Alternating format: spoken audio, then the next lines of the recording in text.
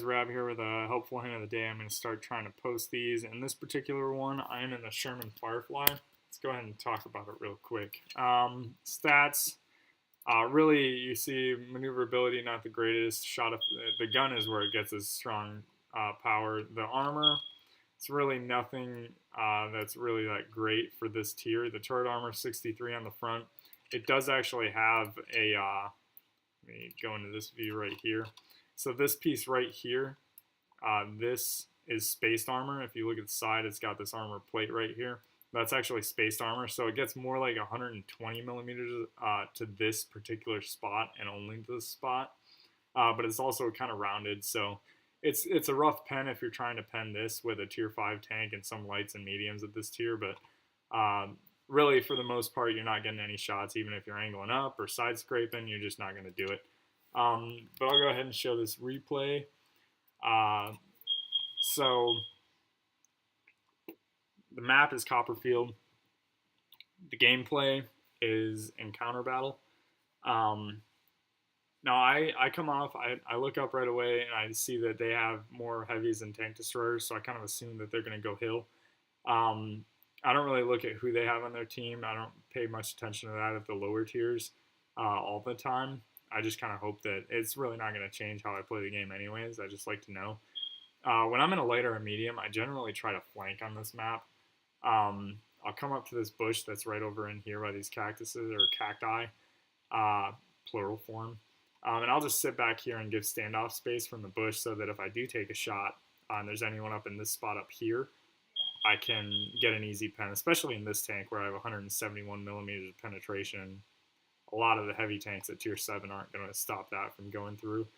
KV2 doing what he does best.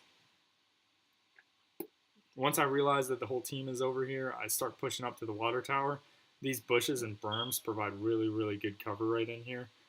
And I just kind of come to this side because I know that it's going to give me more shots. And this shot right here, bam.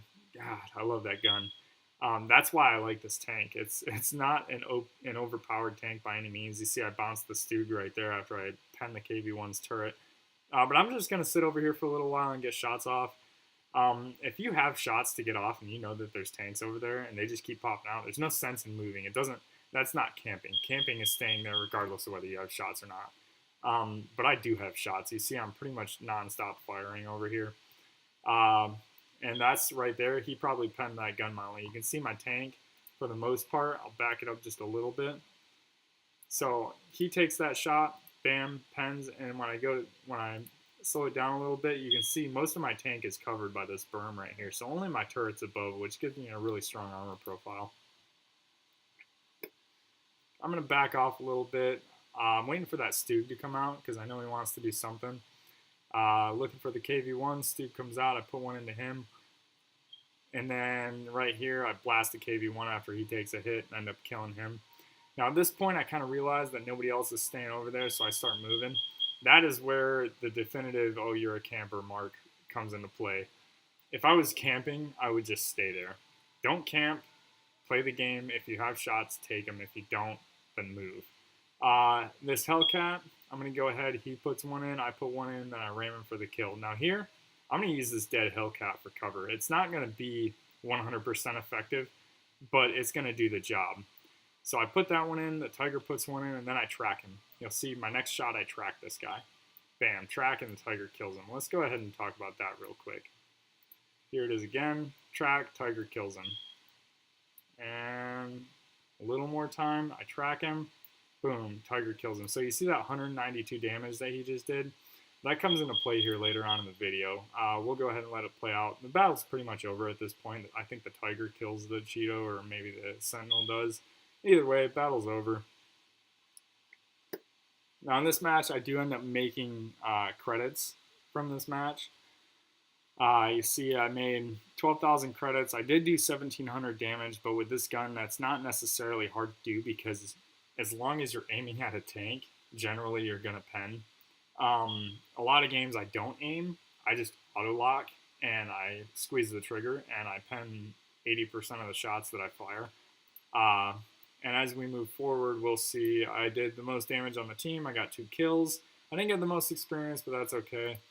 But right here, here's that 192 that I was talking about. So that's where you'll see your assisted damage. Now, damage caused with players' assistance can be anything from spotting damage, shooting them, setting them on fire, and causing an engine to stall, um, tracking them. Those things all count for assisted damage. And that actually goes towards how many credits you make and also experience. But yeah, it was here's that one shot I bounced that I took. Yeah, really fun match, really fun tank. I hope you guys enjoyed this. I'm going to try to make some more of these and get them posted. Uh, just kind of help everyone out and kind of give them an idea of some tactics that they can do. And hopefully every day will be something new, or every video at least will be something new. Maybe get a couple masteries in there, who knows. But yeah, thanks for watching.